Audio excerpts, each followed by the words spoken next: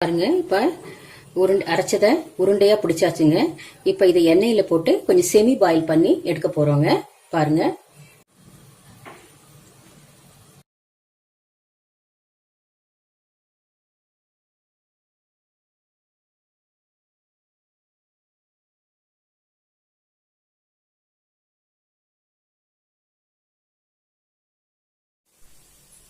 பாருங்க, இது ரொம்ப ஃபுல்லா வேகணும் அப்படின்ற அவசியம் கிடையாது.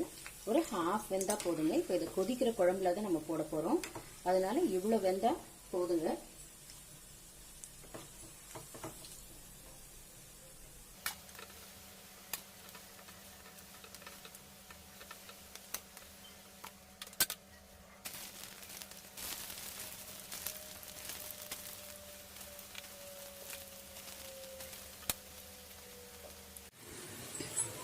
பாருங்க, குழம்பு நல்லா கொதிக்குது.